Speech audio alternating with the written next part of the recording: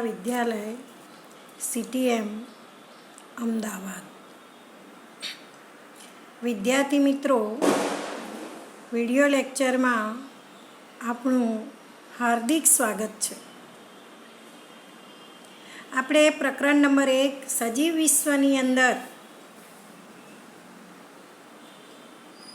ગયા લેક્ચરની અંદર આપણે વર્ગીકરણ ક્ષેત્ર વિશે થોડીક માહિતી મેળવી. તો એવા વર્ગીકરણ ક્ષેત્રની આપણે વિસ્તૃત ચર્ચા કરવાની છે. તો વર્ગીકરણ ક્ષેત્રની આપણે વાત કરીએ તો વિવિધ વનસ્પતિઓ, પ્રાણીઓ અને અન્ય સજીવોના વર્ગીકરણીય અભ્યાસ આપણને ખેતીવાડી, જંગલ, વિવિધ ઇન્ડસ્ટ્રી ક્ષેત્રે આપણા જૈવ સ્ત્રોત અને વિવિધતા માટે ઉપયોગી છે. તો આ અભ્યાસ માટે આપણે પ્રયોગશાળા અને ક્ષેત્ર અભ્યાસ જરૂરી છે. તો આપણે આપણી સ્કૂલની અંદર પ્રયોગશાળામાં તો આનો અભ્યાસ કરવાનો છે. અને આ વર્ગીકરણીય અભ્યાસનો મુખ્ય સ્ત્રોત એ વનસ્પતિ અને પ્રાણીઓના પ્રાપ્ત થયેલા સાચા નમૂના છે. તો મિત્રો, વર્ગીકરણના અભ્યાસને સમજવા અને તાલીમ માટે આ પાયાની બાબતો છે. સજીવોના વર્ગીકરણ માટે તે ઉપયોગી છે અને નમૂના સાથે જોડાયેલી માહિતીનો પણ સંગ્રહ કરાય છે. આપણે આપણી સ્કૂલની અંદર જઈશું ત્યારે, પ્રયોગશાળાની અંદર, ત્યારે વિવિધ નમૂના વનસ્પતિ અને પ્રાણીઓના ગોઠવાયેલા જ છે. થોડાક કિસ્સાઓમાં નમૂનાઓને ભવિષ્યમાં અભ્યાસ માટે પણ સંગ્રહ કરવામાં આવે છે. તો જીવવિજ્ઞાનીઓ નમૂનાઓથી જેમ જ ચોક્કસ પ્રક્રિયાઓ અને તકનીકીનો સંગ્રહ કરી તેને કેમ જાળવણી કરવી તે શોધ્યું છે. તો હવે આ નમૂનાઓનું સંગ્રહ સ્થાન માટેના જે વિવિધ ક્ષેત્રો છે એમાં વનસ્પતિ માટે છે વનસ્પતિ સંગ્રહાલય, હર્બેરિયમ. તો પરીક્ષાની અંદર પૂછાય છે કે વનસ્પતિ સંગ્રહાલય ટૂંક નોંધ લખો. તો મિત્રો, વનસ્પતિ સંગ્રહાલયની અંદર એકત્રીકરણ કરેલા વનસ્પતિના નમૂનાઓનું સંગ્રહ સ્થાન એટલે હર્બેરિયમ, કે જ્યાં પત્રક પર શુષ્કન, દાબન અને જાળવણી કરેલ હોય છે. એટલે આપણે કહીશું કે વનસ્પતિ સંગ્રહાલયમાં વનસ્પતિના નમૂનાઓ એ કાગળ પર શુષ્કન, દાબન અને પરિરક્ષણ કરેલા વનસ્પતિઓનું સંગ્રહ સ્થાન છે. આપણે એવું પણ કહી શકીએ ને કે એકત્રીકરણ કરેલા વનસ્પતિના નમૂનાઓનું સંગ્રહ સ્થાન એટલે હર્બેરિયમ, કે જ્યાં પત્રક પર,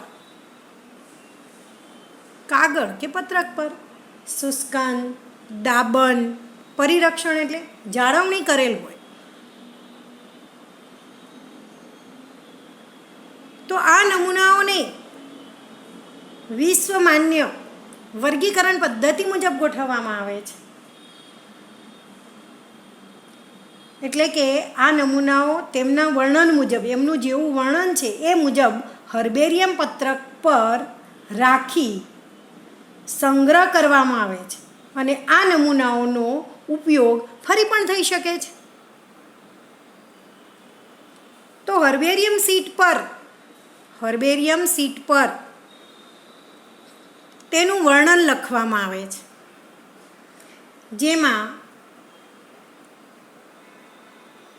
સંગ્રહની તારીખ, સ્થળ, ઇંગ્લિશમાં એનું નામ લખવાનું છે, સ્થાનિક નામ લખવાનું છે, વનસ્પતિ શાસ્ત્રીય નામ લખવાનું છે, કુળ લખવાનું છે, સંગ્રહકર્તાનું નામ લખવાનું છે વગેરે વિશેની માહિતી આપણે હર્બેરિયમ પત્ર પર લખેલી હોય છે. હર્બેરિયમ પત્ર પર આપણે જે નમૂનો લાવ્યા છીએ ને એ નમૂનાની મેળવ્યા તારીખ લખવાની, પછી એનું સ્થાન લખવાનું, એનું ઇંગ્લિશમાં નામ લખવાનું, એનું પ્રચલિત નામ એટલે કે સ્થાનિક નામ લખવાનું, એનું વાનસ્પતિક નામ એટલે કે વૈજ્ઞાનિક નામ લખવાનું, કુળ લખવાનું, વ્યક્તિ કે જેણે નમૂનો મેળવ્યો હોય વગેરેની માહિતી હર્બેરિયમ પત્રક પર હોય છે. વનસ્પતિ સંગ્રહાલયો વર્ગીકરણ અભ્યાસ માટેના ત્વરિત સંદર્ભ તરીકે કાર્ય કરે છે. તો આ વનસ્પતિ સંગ્રહાલયની અંદર આપણે જોઈએ તો વર્ગીકરણના અભ્યાસ માટે ત્વરિત સંદર્ભ તરીકે કાર્ય કરેલું છે. તો આપણે વનસ્પતિ સંગ્રહાલયમાં જઈએ તો આપણને વિવિધ પ્રકારની વનસ્પતિઓ હર્બેરિયમ પત્રક પર જોવા મળે છે.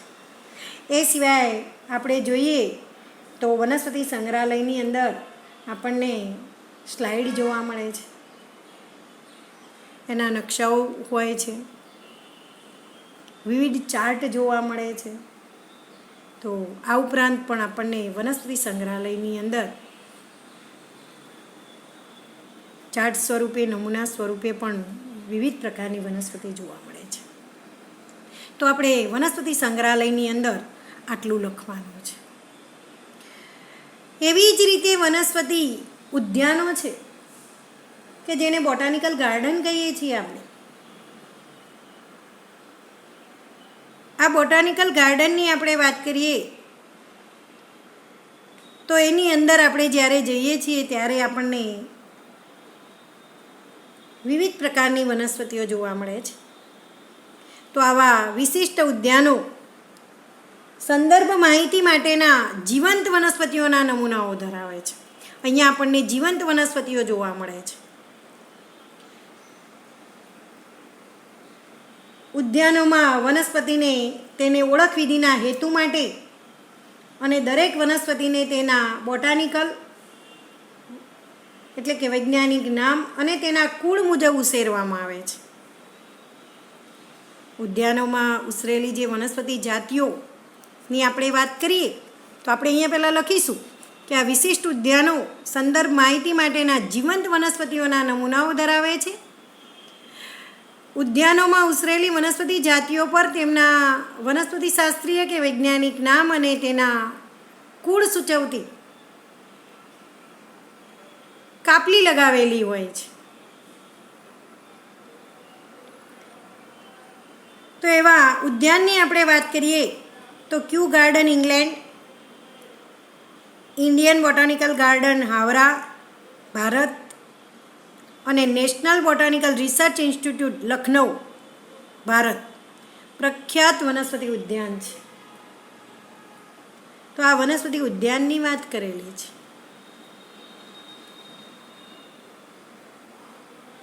તો આપણે પરીક્ષાની અંદર પૂછાય છે વનસ્પતિ ઉદ્યાન ટૂંક નોંધ લખો. આ સિવાય આપણે વનસ્પતિ ઉદ્યાનમાં જઈએ તો આપણને ત્યાં આગળ ક્રેક્ટસ, ફર્નરી આવા આખા એક વિભાગ અલગ અલગ આપણને જોવા મળતા હોય છે. ગ્રીન હાઉસ આવા અલગ વિભાગો પણ આપણને વનસ્પતિ ઉદ્યાનની અંદર જોવા મળતા હોય છે. અને આ જે વૈજ્ઞાનિક નામ, તેના કુળ સૂચવતી જે કાપલી લગાવેલી હોય છે એની ઉપર, એ સાથે પણ એ કાપલી ઉપર એ વનસ્પતિની આર્થિક અગત્યતા પણ આપણને લખેલી એની ઉપર જાણવા મળે છે.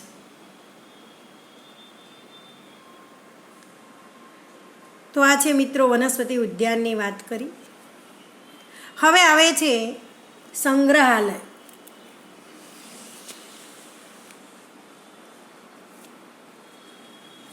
આપણે સંગ્રહાલયની વાત કરીએ તો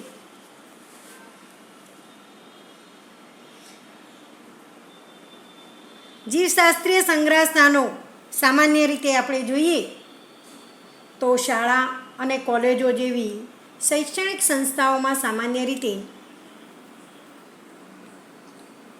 આપણને જોવા મળે છે. એટલે કે શાળા અને કોલેજ જેવી શૈક્ષણિક સંસ્થાઓમાં સામાન્ય રીતે આપણને મ્યુઝિયમ વિકસાવવામાં આવેલા હોય છે અને આ મ્યુઝિયમમાં સંગ્રહ કરેલા વનસ્પતિ અને પ્રાણીઓના નમૂનાઓને અભ્યાસ અને સંદર્ભ માટે રાખવામાં આવેલા હોય છે. તો આ નમૂનાઓને કન્ટેનર એટલે કે સંગ્રાહકો કે બરણીમાં જારની અંદર સંગ્રાહક દ્રાવણમાં રાખવામાં આવે છે. આ નમૂનાઓને કન્ટેનર સંગ્રાહકો કે બરણી જેને આપણે જાર કહીએ છીએ એમાં સંગ્રાહક દ્રાવણમાં રાખવામાં આવે છે. અથવા તો આપણે એવું પણ કહી શકીએ કે આ નમૂનાઓને મોટા ખોખા, કાચની શીશી કે બરણીમાં યથાવત સ્થિતિમાં રાખવા માટે સંગ્રાહક દ્રાવણનો ઉપયોગ કરીને તેને સાચવવામાં આવે છે. વનસ્પતિ અને પ્રાણીઓના નમૂનાઓને શુષ્ક નમૂના તરીકે સંગ્રહ કરવામાં આવે છે. કીટકોની આપણે વાત કરીએ તો કીટકોને પકડી કીટ બોક્સમાં પિન મારીને સાચવવામાં આવે છે. પક્ષીઓ અને સસ્તન જેવા મોટા પ્રાણીઓના મૃતદેહોને સામાન્યતઃ સ્ટફિંગ એટલે કે શરીરના વિવિધ દેહધાર્મિક અંગોને દૂર કરી તેમાં રૂ, ઊન કે વનસ્પતિનો ભૂકો કે સંગ્રાહકો ભરી લાંબા સમય સુધી સાચવવાની પ્રક્રિયા જેને સ્ટફિંગ કહેવામાં આવે છે. તો એ રીતે એને સાચવવામાં આવે છે. પક્ષી અને સસ્તન જેવા મોટા પ્રાણીઓના મૃતદેહને સાચવવા હોય તો એનું સ્ટફિંગ કરવામાં આવે છે. એ સિવાય મ્યુઝિયમમાં ક્યારેક પ્રાણીઓના કંકાલનો પણ સંગ્રહ કરવામાં આવે છે. તો આવા મ્યુઝિયમ તમે મિત્રો જોયેલા હશે. બરોડા, સાપુતારા જઈએ ત્યારે આપણે આ જોયેલા છે. એના પછી આવે છે પ્રાણી ઉદ્યાન. તો આપણે પ્રાણી ઉદ્યાનની વાત કરીએ તો બધાએ પ્રાણી ઉદ્યાન જોયેલો જ છે. ગયા છો ને મિત્રો પ્રાણી સંગ્રહાલયમાં? એ પ્રાણી ઉદ્યાન છે. તો પ્રાણી ઉદ્યાન કોને કહેવાય? તો પ્રાણી ઉદ્યાન એવી જગ્યા છે કે જ્યાં હિંસક પ્રાણીઓ સુરક્ષિત પર્યાવરણમાં મનુષ્યની દેખરેખ નીચે રાખવામાં આવે છે. તો પ્રાણી ઉદ્યાનમાં સીધી મનુષ્યની દેખરેખ નીચે હોય છે. મનુષ્યની દેખરેખ નીચે સુરક્ષિત વાતાવરણમાં જંગલી પ્રાણીઓને રાખવામાં આવે છે.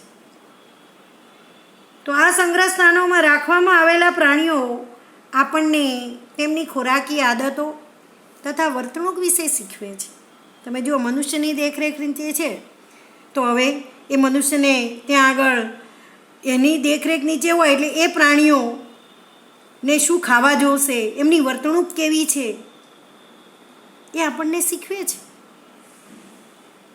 તો આપણે કહી શકીએ કે આ સંગ્રહ સ્થાનોમાં રાખવામાં આવેલા પ્રાણીઓ આપણને તેમની ખોરાકી આદતો તથા વર્તણૂક વિશે શીખવે છે.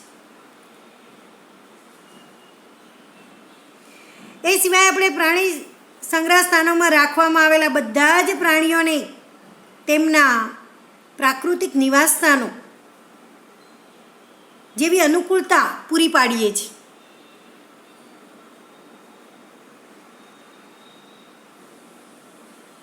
જે પ્રાણીને જે પ્રકારનું નિવાસસ્થાનની જરૂરિયાત હોય એ પ્રકારનું અનુકૂલન આપણે સ્થાપિત કરીએ છીએ.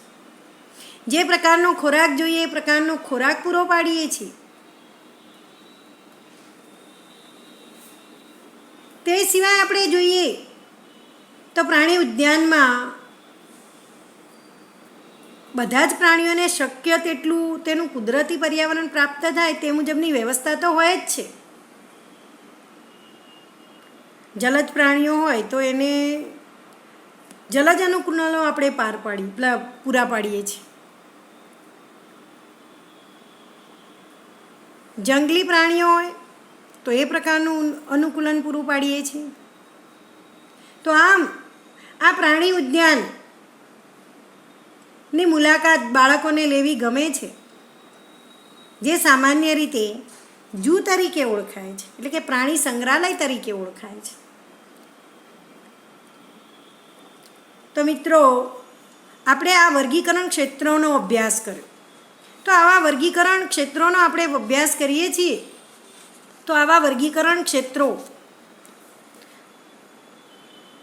એમાં વાત કરીએ તો દાખલા તરીકે વનસ્પતિ ઉદ્યાન. તો મેઇન બોટાનિકલ ગાર્ડન મોસ્કોની અંદર આપણને આવેલો જોવા મળે છે. બીજો છે બંડસ ગાર્ડન વિયેના, ત્યાં પણ આપણને વનસ્પતિ ઉદ્યાન જોવા મળે છે. રોયલ બોટાનિકલ ગાર્ડન ક્યુ લંડનની અંદર જોવા મળે છે.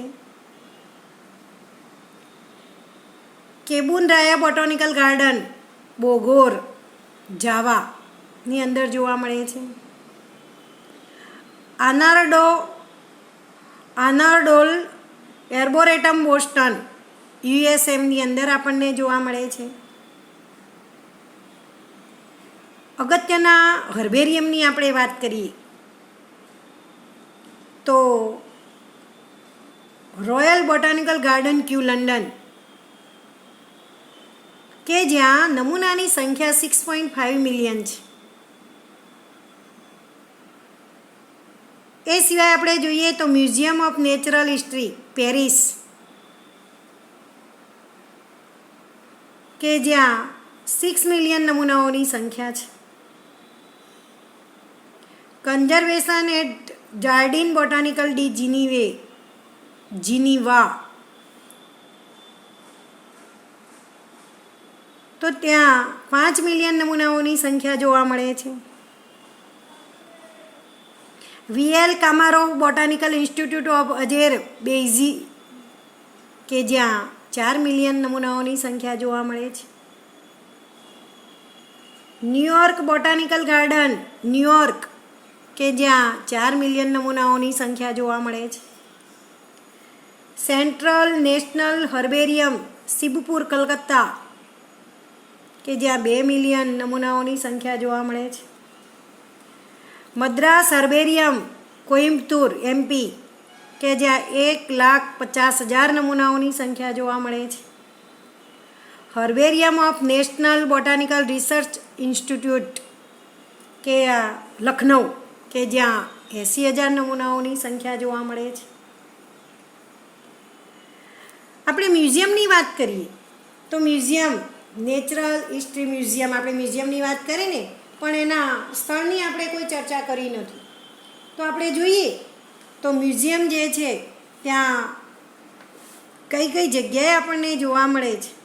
તો નેચરલ હિસ્ટ્રી મ્યુઝિયમ લંડન, ત્યાં જોવા મળે છે. યુનાઇટેડ સ્ટેટ નેશનલ મ્યુઝિયમ વોશિંગ્ટનમાં જોવા મળે છે. લા પ્લાટા મ્યુઝિયમ બર્ગની અંદર જોવા મળે છે. Field museum of natural history શિકાગોમાં જોવા મળે છે.